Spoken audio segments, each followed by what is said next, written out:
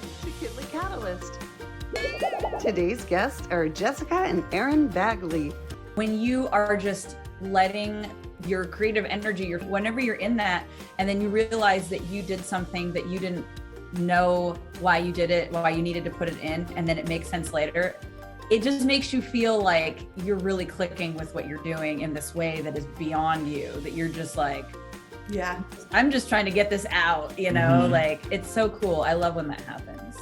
Those are the best things because you can't plan those. They happen. So you get better at recognizing when they happen. So you have to let it come through and trust it. It's, that trusting your process is so huge.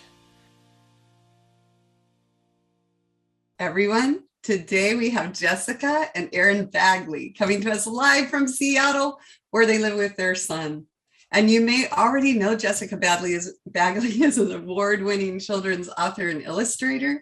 And along with her book creation, she is also a fine artist and comics creator. Can't wait to hear more about that. And illustrator. And along with her book creation, and I said that, in 2016, her picture book, Boats for Papa, won the SCBWI Golden Kite Award, as well as the Washington State Book Award for children's books. And her picture book, Laundry Day, received a 2018 Ezra Jack Keats Honor Award. And many of her picture books are Junior Library Guild selections, including her latest picture books, Henry and Bee and Daisy. Jessixa often illustrates for other creatives, and she also collaborates with her artist husband, Aaron, who is with us today. Aaron received his BFA from Cornish College of the Arts, and his work has been featured in the Virginia Quarterly Review, and Seattle's The Stranger, and Seattle Weekly, rest in peace, and so many more. And that it's almost impossible to collect them all, but you can try. The children's book, Vincent Comes Home, was published in 2018, and it's a collaborative with his wife, Jessica.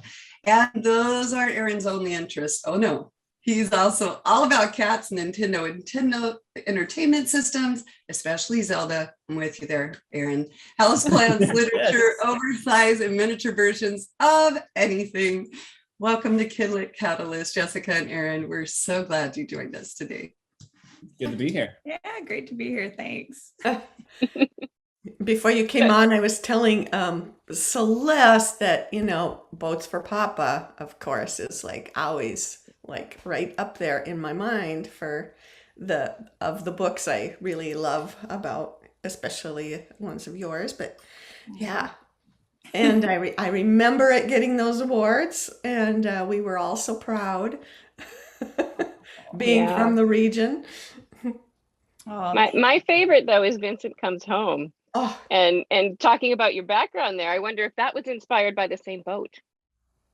Oh, well, it was inspired by our cat, Vincent.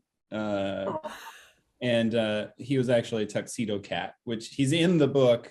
Tuxedo cats are the best, by the way. Yeah. We didn't make him a tuxedo cat for the book, though, because we figured that's too formal for a cat on a cargo ship. I see. Yeah. And also very difficult to draw. You can't photograph them. They're hard. Yeah, they're elusive in their formal wear. They are, exactly. I have a tuxedo cat, and I'm always like, "Oh, you're so beautiful," and then I take a photo of him, and it's terrible. I love your pet photos, Laurie. It's hard to capture his essence. But I really love that book. It's just such a beautiful book. It's one of my all-time favorites. Mm-hmm. I love the way that it invites, I feel like gives people a framework for feeling okay about moves and about change and to center that on where they are and who they're with. I really see that subtext in it, and the way the illustrations feel.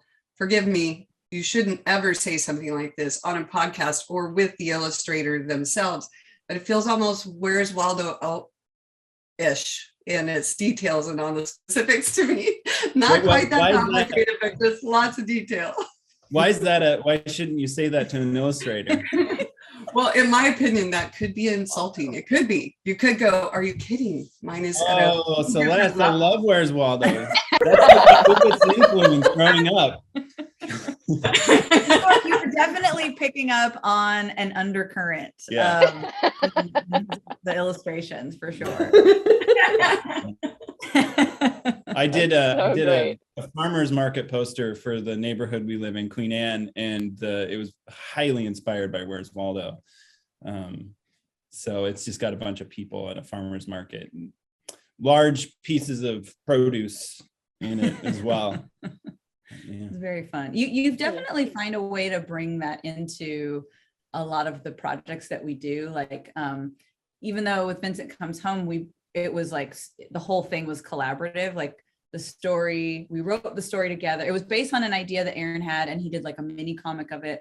But we ultimately ended up writing it together and then illustrating it together. But I can always count on Aaron for thinking of these extra details. Like he's so, that's like where he thrives, is like these random little details. He's putting little things in here, and then it inspires me to try to be more like that. But it just comes supernatural, probably from years of staring at those books. Totally. The irony is that you're not really looking for Waldo. You're looking for all the other wonderful things in those books. Yeah. Everything that's hidden. Yeah. Yeah, it's really true. That is So- something. Do you use like do you put people in that you know sometimes when you're doing that? Like when you Oh yeah, yeah. I could go grab the book, you but could. I'll go grab the book and he'll talk Okay. about it. I was just asking because it made me think of in one of the Dino books, Howard Fine was telling me like who all these people were that he had, in the crowd, and it was like, oh yeah, I suppose people do that. It didn't occur to me, but Man, that's and the way then, to go. Jessica does it a lot. I haven't done as many books as her, but I put us in that poster I referenced, and This book Yeah, is full there's- of Easter eggs. there's Full of all it. sorts of Not things. that. like We're hearing the in inside scoop. Baxter that Bags. Aw. you make up things, and then you honor other things that are actually in your life. Well, The ship captain was sort of loosely modeled after Neil Porter. our editor. oh yeah, Aw. And it was really great because we were drawing all these different sort of pictures, and we were like, oh yeah, he really would inspire a sea captain. And I had said some sketch, and he was like, hey, he's like, I've been going to the gym, so keep an eye on that captain.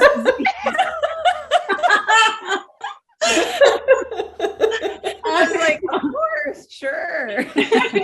You have all and this is where we hear all these, inside Right. important details. There could be Right. just an episode just about that. I mean, like, are you going to show them this one Oh, too? yeah. 'Cause there's So, like a bunch on these pages even. That's Jessica's mom, and then that's our son Baxter. This is our version of Baxter, older, I guess. I don't know. And there's like and weird then stuff like the teapot. We switched races on this. That's like Jessica if she were white and me if I was black. Yeah. And when I was reading that, I loved that. It was like cool. Yeah. Oh, that's so That was pretty awesome. funny. Yeah, the whole thing. I mean, There's the pictures here. This is so much. so Yeah. oops. Oh my goodness. Whoa. This is that's our neighbor in a neighboring apartment. I don't know her. And I don't know her dog. But you wanted to put her in. Oh wait, Yeah. I always worry about people that I don't know, like, oh, I hope they're okay. And so I mentally adopt them. And good vibes. and then hopefully I get to know them, and then I can be like, oh, I let go of that, confirm that person's got the love they need in their life, and then move on. And then that person, when they finally got the dog, I was like, she's okay. So it was very sweet. And this is Aaron's dad too. He put him in the book. Oh, Nice. wow. Mom's Really fun to know. This is Yeah. I'm only like showing you some. That's Aaron's mom's name's Laurie. Yeah. Ah, It's the whole thing's full of. that's so cool. our son Jean is the main visually the main character for Jesse Watson's book Hope for Haiti, and then also our daughter Sandra is in there too. I love That was that. fun. Yeah. All the creatives are going to want to take up art so they can have the gift of choosing the Easter eggs in their books. Now we know. Oh, I mean, for you, it was Where's Waldo. For me, it was Mark Brown books when I was a kid, because he would always hide the initials of his family in the books. And so I'd look for those. And I loved that he would put the names of like his kids and the initials, and they'd be hidden in places. And so that was something that, because I've always loved making, or wanted to make books when I was a kid. So when I grew up, I was like, oh, this is the best. And you can like do that. And so they find ways to do that in every project. Yeah, and those kind of details are like, they help you to really think holistically about what you're doing. Like there was a moment, Jessica and she wrote a graphic novel that I'm illustrating, and there was a moment when one of the characters is tying their shoe. And, you know, sometimes you're like, I just got to give these characters something to do while this dialogue's happening. And so it's like, okay, well, this character is going to tie their shoe. And then I went back to another scene where you could see their foot and put the shoelace untied. And it's like thinking about those kinds of things. It's like if I put in my tea kettle that we use all the time, it might open up some other continuity that could enrich the story in that way. Those little details are what carry they create foundation for the other things that happen, and add that element that makes you want to go back and look at it. Yeah. Yeah. It's kind of like even like in a like even reading a novel or something, and there's some object that's mentioned, that it seems nonchalant, but it's going to appear later, that kind of thing. Yeah, but it's almost, do you think it's like sometimes like your subconscious has you put something in there, you haven't quite worked it out yet, and then if like you later on it's like, oh yeah, I see where this fits in. Yes. Oh yeah. Yeah, and those are the best things, because you can't plan those. They happen. So you get better at recognizing when they happen, and finding like those little Easter eggs that your subconscious puts in there. And then you want to go back and enhance it in that way. It's like, those are the fun things, because it's like, you can't take credit for that. It just happens. It like literally just gave me chills, because it's true. It's like when you are just letting the, whatever you want to call it, your creative muse, your creative energy, your force, the flow, whatever, whenever you're in that, and then you realize that you did something that you didn't know why you did it, why you needed to put it in, and then it makes sense later. It just makes you feel like you're really clicking with what you're doing in this way that is beyond you, that you're just like, yeah, I'm just trying to get this out, like it's so cool. I love when that happens. Yeah, well, we're so complex, there's so many parts of us that we can't even reach just by trying, it's like, so you have to let it come through and trust it. Yeah, that trusting your process is so huge. Yeah, and I think it changes, for depending on what you're working on. I feel like new things require you to just think in these different ways, and you just really don't know. I mean, you can go into something thinking that like, okay, I know that I'm going to do this, but I feel like that there's always unexpected things, and it's to your benefit to stay open to that. So like have a process, but also stay open, to like trying different things, or letting something unexpected kind of come in and move you through it a little bit. Yeah, the So how do graphic you novel keep I mentioned. Go ahead. Go ahead. I go ahead with what you're saying. Okay. The graphic novel I mentioned, Jessica wrote these characters. It's funny because I had an idea going into it how I wanted to illustrate it, and I like doing subtle things with gestures of people, and that's always been a strong suit of mine, is capturing people doing simple things and really making it look like that's happening. So you just feel that character, and it's happening a lot in this graphic novel, and I find myself, I feel like a movie director. Like I'm directing the characters, but I have to like let the acting come out in them, and I'm like, oh my, this is crazy. Like, I just have to wait for them to do the right gesture in my mind, and then be like, that's the one. And so I stare at the page a lot, and I'm just kind of like listening to music, and then waiting and being like, they wouldn't do that. I'm like, no, they would be like, like this. What is that? I don't know. I'm like, oh, it really says this emotion, and I don't know. It's fun. It's kind of like, I didn't expect it to be so like I'm not in charge of the characters; they're in charge of themselves. That's really cool. But I've also never illustrated really cool. someone else's work in this way. So yeah. It's so fascinating to me that whole creative process, and especially like what you were just describing now, is true across the board for the arts. And like we can see it in the writing and the illustrating, but it's that idea that you have to just trust that it's going to be okay, instead of like, oh no, like we just want control sometimes, and it's like, just got to be a little more comfortable in the chaos in order for the creativity to happen. Yeah. And I think we've talked about in previous shows too, how funny and frustrating maybe sometimes it can be that it seems like 90% of our job is staring at the ceiling or staring at the page. like 90% of the work, nothing is happening. And 10% of the work is where it all like seems like it's happening. But so much of what we do is there's no visual output, right?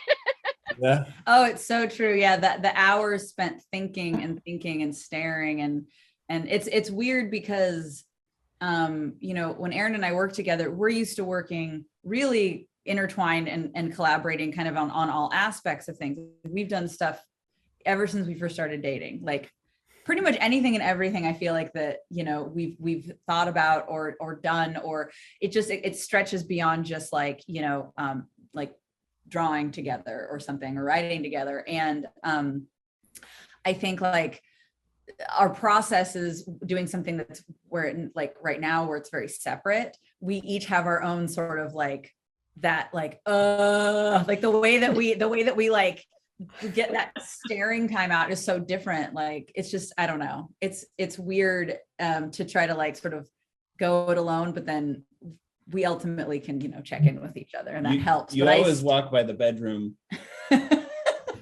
and I'm working on the drawings, and I'm just sitting in the chair, and you walk by, I'm like, oh shit, I got to make it look like I'm working. And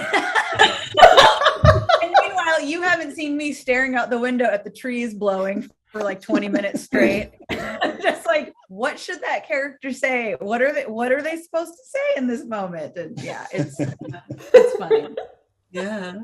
I love that. That is so funny, because we've had other people talk about it, but they're talking about like spouses that aren't in a creative field doing that, and you guys are doing it to each other. Oh, yeah. Making that assumption. Jessica has a fantastic, like, you work harder than anyone I've ever met, and the way I work is so different. Like, like when you stress about your deadlines a lot, I internalize it a little more. I don't quite talk about it. Sigh a lot. We both sigh a lot, but I know how I work so well that like it's all mental, and then there's like this sprint when I just get it all done, and you are so steady all the time. I have to be like, okay, I have to get this many chapters done a week. Like if on these like longer projects that I'm doing, I have to be like, okay, me personally, I do work better with like goal setting and like benchmarks. And it's like, okay, I need to do this today. And like chip away at it really like, but I laugh because every time we talk about this stuff, I always get that visual of the episode of The Office where Michael Scott, all he has to do is like sign some papers, and Pam, the receptionist, is like trying to get him to do this, but he won't. And he's just like distracted by everything all day. And then he gets this really sugary pretzel. And then for like 20 minutes, he's like, all right, okay, get all this work done. Do. And he like does all this stuff. Like, that is Aaron. Like he can just like take the whole day, to like do nothing and whatever. And then he can get everything done in like a 20-minute, like just rapid burst of energy. He's like, all right, I'm done. Yeah. There's a downside to that though, because, and you know, to get too serious, but like for me, I can go through a period of inactivity and then of high productivity, and it gives me energy to do all that work. I find like I've completed this creative problem, and you know, once it's done, I have this energy, like physical energy and mental energy. But then there's the flip side to that, which is, you know, sort of like, I guess in a psychological sense, it's kind of bipolar, where I can get depressed for a while. And so I'm trying to work on that, because, you know, there are larger mental health issues that surround that kind of creativity, which I think a lot of artists experience. But you know, it's working on something for a long period of time and kind of trying to feel a little more even about it. It's been good for me, because I think it's fun to celebrate that aspect of my work ethic, but it's also good to recognize that can be detrimental as well. You know, depression's a real thing. Yeah, and you know, you hit on a topic that's so universal, and so many people are experiencing that right now. And you know, we hear about it from a lot of people. It's hard to create. I mean, like when you're, it's a gift and a burden, I think, to be a creative person that wants to spend their life and their time and you know, their profession as a creator, because you know, you have to summon the ability to access those creative pockets that you have inside of you. And when the world is going crazy, or you're not feeling well, or physically, like in your body, you don't feel well, or other things in your life, like are, you know, making it so, you know, you can't focus, like, but then there's this pressure for you to like have to focus and rise. It's very challenging. I mean, you know, having like a day job and doing books for many years, that was really stressful. But my day job was like one of those things I could sort of like phone in. It was real, like, I mean, I worked really hard, but it was also like, it wasn't creative in the respect where it was taxing. I was helpful and I was busy all day, and the day was done and I left it at work most of the time. And it's hard to have to like, to be fabulous every moment of the every day. For like, you know, like these days it's like 4 to 6 hours because we have a small child, but like to just to keep the energy up and the enthusiasm for your projects constant is challenging. You really have to like work at it. And then there's the whole other side of it where, you know, you're putting something deeply personal and that you care about a lot and that you've poured your heart in. You're putting that out into the world.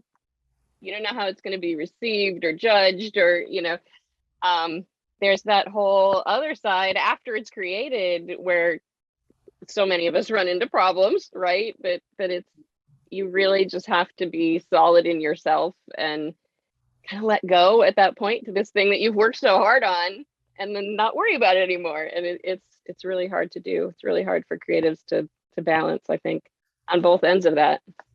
It's a lot to think about. Yeah. And the vulnerability, I think that because Aaron and I, we met at art school, like fine art is something that is just part of us and who we are. And we love to explore that sort of side of the arts. I think that we really do love when the work is out in the world, because as being a fine artist, that's part of the experience. The creation is one side, but when you put it out, it's the reflection and the dialogue and the discussion about the work that is really fascinating, because you know that everybody's going to have a different interpretation. And with fine art, sometimes you can, it's easier. Well, I guess it's the same with books. I mean, you have a choice. You can be more explicit or more implicit about like how much you're bringing yourself or how much it's obvious. And then, you know, my experience with making books has been, I'll make a book, and I think it's kind of what we were talking about before. Like, I think that I know what it's about. And then after the fact, like all of these things about it, like come to the surface, like, oh, that's what it was really about. Like Boats for Papa, I talk about that very famously as like a really strange experience, because it's like I got an idea and I made this book, and while I knew that it was connected to my personal story, it really wasn't until it was published and other people started sharing, their, relatability to that, what I was like, oh my God, this is like so much my story. And sometimes you hide from yourself, it's very strange. Like Henry and B was that way. I feel like, yeah, because you didn't bring up the barn thing. That was kind of like, so when Henry's in the barn, I've latched onto that as a metaphor for like when I'm feeling depressed, and we talk about that a lot. And be like, I'm in the barn, and you got to come out of the barn. It was actually some somatic work I did with my therapist, and I have been in the barn and I've come out of the barn so many times, but the moment when Henry finally is given permission by B to talk about why he's sad is so powerful, because that's generally when you're depressed, like even if it's like depression within a depression, there's long term and then there's the short term ones. Most people I think experience like, I had a bad week, and you can feel depressed for 2 weeks or whatever, or you can feel like low grade depression for months. And some days, to just keep you going, it helps to just pinpoint one thing and have someone help you talk about it, because you can't just talk about it. Like Henry couldn't just tell B why he was sad. There had to be some other third party, and it was that collar of a cat that was unrelated to him that helped him explain that his cat had died and he was sad from that. And so, he went into the barn.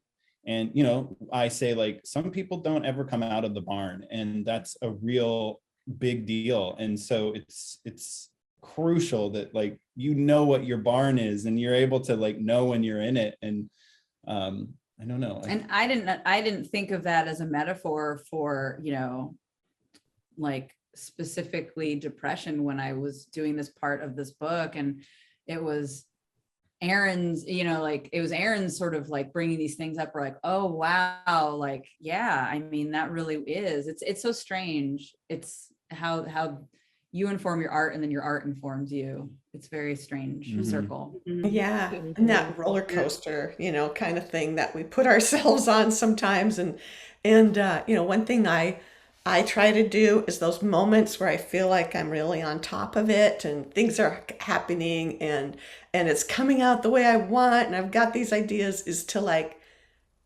almost like take a snapshot of that feeling and like, okay, I'm going to remember this.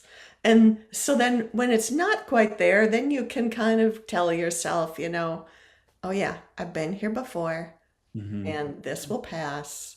And, but it's also, I think for a lot of people, that is like becomes part of the creative process too, like gives that inner you a chance to find a way to express itself too.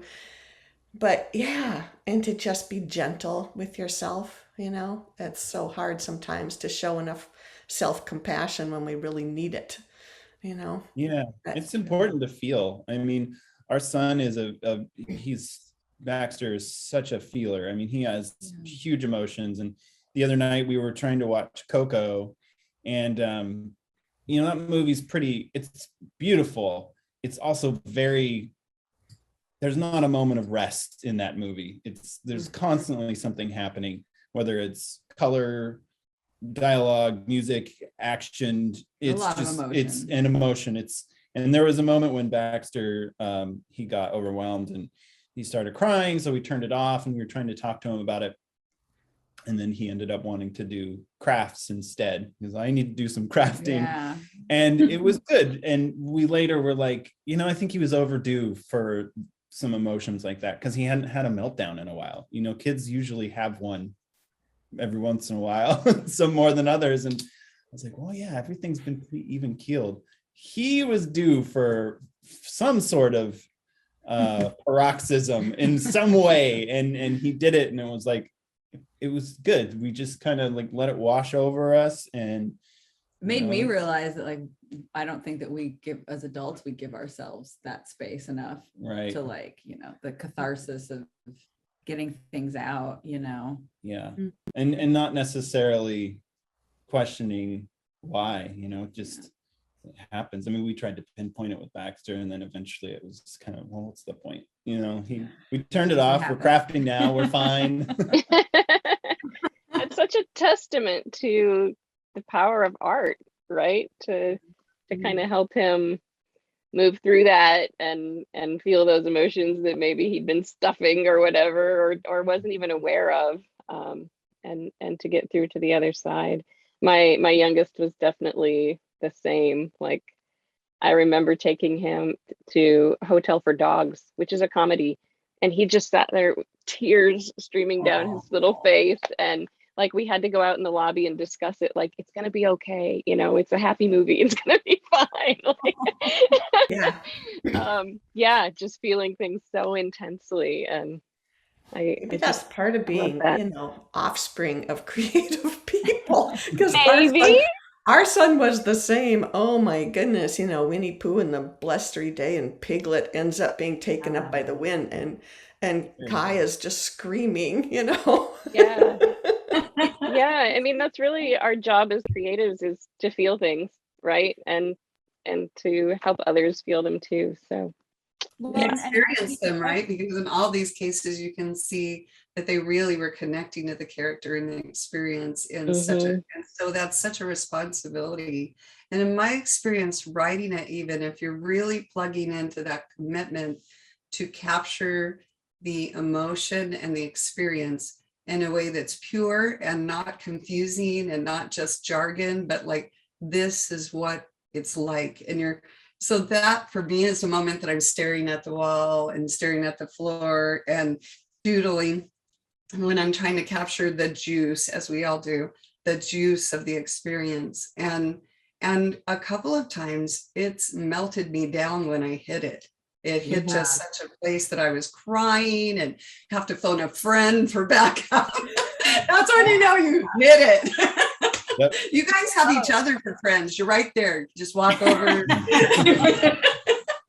I don't know how many times I'm typing and crying at the same time. Like, oh yeah, it's so powerful, right? That experience. Like what you're saying, Celeste, like that feeling of being in that moment when you're like, you're overcome, but then you've got it. It's like it. I don't know how to describe it. It just makes sense in this really, like, I don't know, just really intense way. Otherworldly. It becomes physical and yeah, it's true.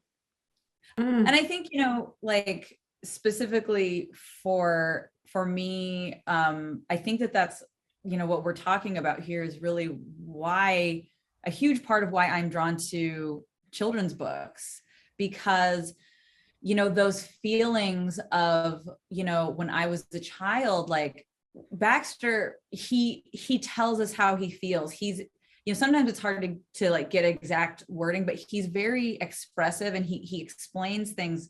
And we always marvel because Aaron and I were like, we never would have told our parents or our friends like this thing, or if we were in a similar situation, we never would have even thought to say, I am feeling like this right now, ever. And I think so many children are like that. I think that's probably more often than not, whether it's a natural reflex, or you're scared, or you're taught by your, the people in your life or your environments to not talk about things, that, to be given the permission to like see those emotions in a book for a child, for me is like, I feel like that's my responsibility. Like, I love that. I joke that like, I'm like this Debbie Downer for picture books, but it's it's like a good thing and a bad thing, because like, I think, I want that responsibility, because that's what I think I would have loved as a kid, to like see an experience that's not just like happy and fine in a book, because you need to be able to see that rub. You need to be able to say, oh, like they went through this, like, oh, that's like this other thing that I felt. And even if it's, connected in a tangential sort of a way, it's still some sort of visibility to their feelings. And I really try to do that in my books as much as possible. I love humor. I love, silly things and fun things for sure, but I just am naturally drawn to making work that has a deeper component that helps, that hopefully could help a child like see that emotion, validate that emotion that they might otherwise not in their home life or their school. Well, you don't talk down to children. So I think that's, Yeah. you know, That's sometimes it could seem like, oh, this is for adults. And it's like, no, it's not. It's for children. And I mean, that's so important, is knowing that your viewer and your reader, they're capable of understanding what you're giving them. It's respectful. I think children deserve that. They deserve to see those feelings on in their art that they look at. I mean, and I meet a lot of adults who connect to the work that I do. And I didn't write it for a grown-up who's buying a book for a kid. You know, I wrote it for the child. And I'm just going to be honest, there's a child in every single one of us that's alive very much still. And maybe they have a lot of pain. Maybe they never got that healing. So if an adult is connecting with my books, I think that it's still coming from the child. It's still coming from that place inside of them. Because I really am thinking about my child feelings when I'm writing. So you might connect to that as an adult. You might connect to that as a kid, you know, but it's those core feelings that I think from when I was young is the place that I'm always writing from. Totally. Yeah. I have a manuscript that everyone loves. Like, even if I do school visits with primary, it's always the one that they enjoy the most. I mean, even over the Dino books, and editors say, oh no, this is for adults, not for kids, because it's basically an inner critic book. But like, starts when you're like 6, 7 years old. Yeah. But you know, so I see what you mean about that when you were saying that, you know, and I am always so grateful for people who are writing those things. Like, I think the book Angry Man, you know, and it's about, you know, having a father who, you know, like, this kid doesn't know who's going to be there. Is it going to be Angry Man, or, you know, and it's written in a way that is for kids. And then there's like these gatekeepers who like think, oh no, we can't expose kids to that stuff. It's like, what about the kids who are exposed to it all the time? They need to be able to see themselves and know that they're okay, and that there can be, you know, something can be done. Innocence is an illusion that adults wish was a reality. I hate to say it. I mean, it's only a reality for some people. A very small. Yeah. I think, Deb, your inner critic story, it's like, well, that's the ego, right? And I think that's something that I think it's important to talk to children about, that, so they know that that's something that is developing in them, it's like a survival mechanism, you know, like your inner critic is there so that to help you get through situations where other people might hurt you, and those things just snowball over the years at like age 6 and 7, and you know, I think being aware of it's fantastic. I mean, that's why I think it's so important to talk to children about racism, because that's when it starts, is when those things, those structures are put in place in children. And like you said, the innocence, it's an illusion. You know, children can handle these things. They need to be aware of race and of their inner critic, and those things go hand in hand in developing, you know, emotionally adjusted kids that can handle the bigger things in life, so that later on in life they can function and, you know, enjoy that.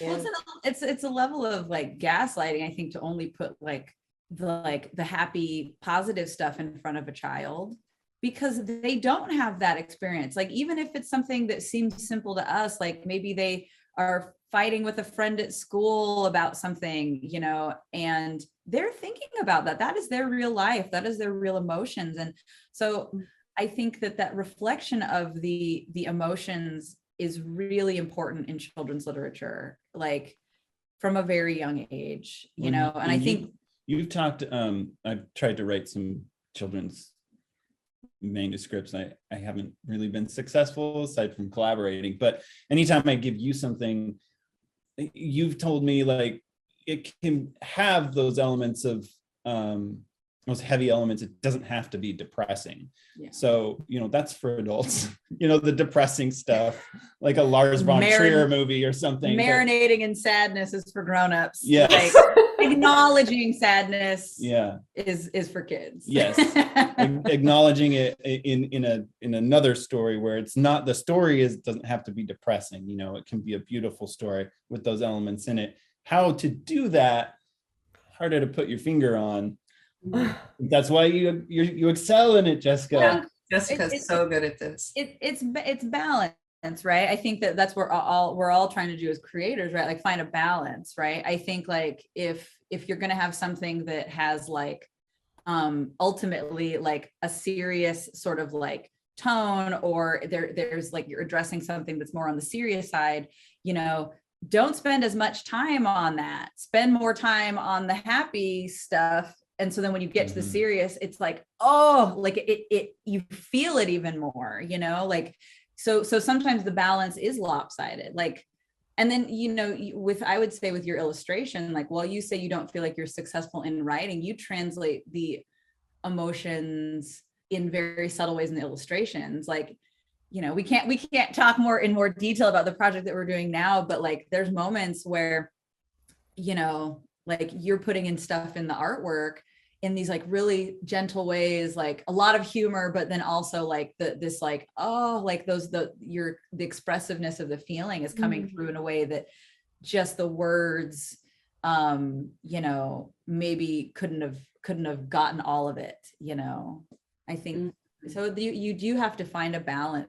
You have to, it's like what, like when people sort of realized in the last, like, I feel like this is in the last like 8 or 9 years, that if you put just a little bit of salt on a chocolate chip cookie, it makes it taste even better. And that's really how I feel with writing and with creating. Well, and like think of a nonfiction picture book and somebody, a historical figure whose life was terrible.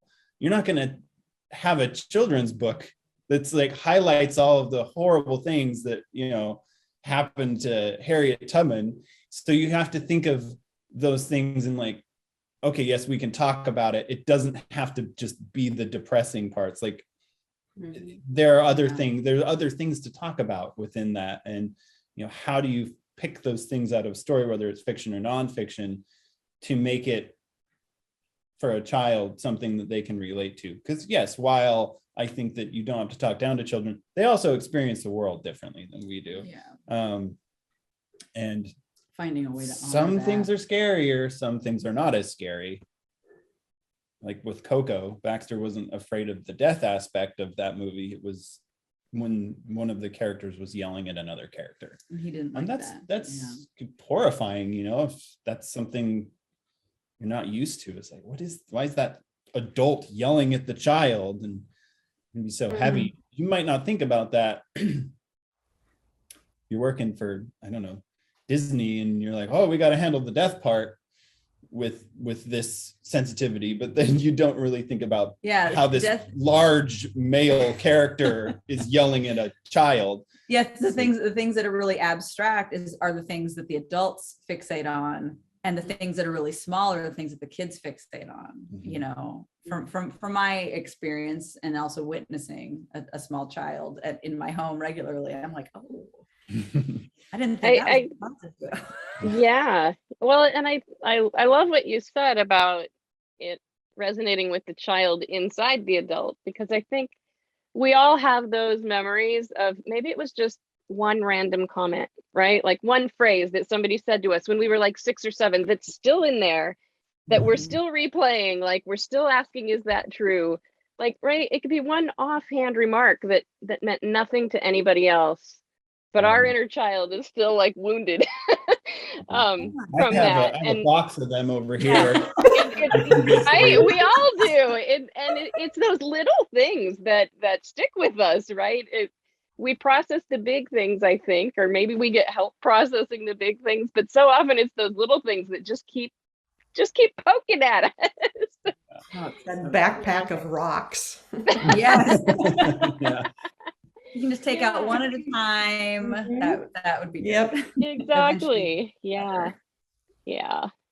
I Yeah, think I that's also one of the love gifts. balancing that with the idea of giving them hope, right? Like I think we all need hope in the end, no matter how old we are. And so always try to bring it around to, even if it's a really depressing story, even if it's very powerful emotionally, it's like, let's end with a positive, with giving them hope to move forward with it. I love that. I had this conversation with an editor friend like years ago, and we were having this discussion about like the difference between like European picture books versus American picture books. And she was saying, well, American picture books, like we have to kind of have it's got to have a wrapped up ending in some sort of a bow, right? And I was challenging that in a way, because I was like, well, but life isn't about closure, and it's not always a tidy ending. But she really was like, but people need that. And especially kids, like into what you're saying, I think, Laurie, you've given me like a new way of sort of looking at this idea that it's not just about a happy ending, it's about a hopeful ending. And right. I think that is so much more beautiful. And that makes it like totally okay, because it shows that like you can go through these ups and downs, but it still could be okay, and you can, I think, build in a level of like question or like non-closure to some degree, but I think showing that there could be a light at the end there, and like let's look at that, and what could that look like? I think that's such a much more beautiful way of thinking about it. Than I think we really do them a disservice with the happily ever after ending, right? Because none of us are going to have a happily ever after, right? It's going to be the ups and downs, and the faith that we know how to navigate that, or we'll find a way to navigate that. So I think giving them hope that they're able to move forward is so much more important than a happily ever after, right? Because that's not realistic. So given this ending happily ever after, with not with that, but with hope, what are your hopes, each of you? I would love to hear them. Your creative hopes, general hopes, however you want to interpret that. I hope that we can all start to listen to each other better, and that we can see each other better. And that goes for kids, that goes for adults, that goes for teachers, friends, family, whatever that means. It's all of it. I hope that we can start to really like give each other the space to be who we need to be, and to see the other people in our lives and really try to understand them. I think that's a hope that I have. I hope that we'll get there, because with that seeing and listening and understanding, then there's possibility for changes and healing. That's what I think. Powerful. Mm-hmm. Yes, what she said. That was good. What she said. I also think we hope can follow that. I hope that I can make a mushroom-shaped birthday cake for Baxter this weekend. That's a big one. That's my real present in the moment. Specifically a button mushroom. Yeah, like it's fascinating with mushrooms. Yeah. Well, I hope I can put pictures on something out into Instagram. the world that is useful and memorable, and I do something with my time that helps other people in a way that, like, I've done something that isn't just for me, and not to be like too specific, but in my immediate community, trying to change certain things at Baxter School or within my family. My hope is to continue to have the energy to persevere through these things, these tricky situations that have come up over the years, whether it's racism's a big one for me, or just my own self-worth and confidence, and helping my child to move more at ease through the world, and not to overcome that inherited trauma that we all have from our parents, and lessen that on my son's life. Those are good hopes. I'm going to piggyback on those also. Okay. Ditto. All right. Be specific for me, broad for you. We got it covered. Yeah. He said, yeah, I love it. Yes. Yeah. I don't think any of us want to try to follow either of you. No, that was amazing. That's the perfect ending and the perfect beginning, because now we can take all that and move forward. This Helpful. was so great to be able to chat with you today. Yeah, thank you for asking. So us. fun. Yeah, thank you. I don't usually get to do this, and I was like, oh, why do they want to talk to me? You're fun. I'm so glad you were here, Aaron. Yeah, no kidding. Oh. This has just been thank a you for delight. sharing your experiences and your heart with us Yes. today. It was really Yeah. really nice. Sure. It's been great. Thank you. I want to add one last thing that we'll probably put earlier, but I just want to add one last comment. And that is, for me, the form of children's literature is powerful for one of the reasons you just called out. There's space. So in juicing it down to its essence, in demanding that part of it is illustrative and part of it is leaves space, that it literally leaves space for interpretation, for other viewpoints, for these secret Easter eggs, and in that space, people get the joy of adding their own thoughts, their own experience to this thing called a book. And of course, we all know that's why the book's always better than the movie. And in children's lit and what you bring to the world, both all of you, it's that space that it has. It is the gift to consider things in new ways, the gift to consider our own experience. And that is a powerful thing unique to children's literature, I believe. And the reason, besides my child part, it's one of the reasons I think it's truly powerful for anyone at any age. So well said. Yeah. Yeah, I totally agree. Yeah. Thank you for what you bring to the world with your work. Yum. Yeah. We're so glad you joined us today. Let's do it again sometime. Yeah, I Yeah. love that. We'll talk more specifics later. Yeah. Yeah, definitely.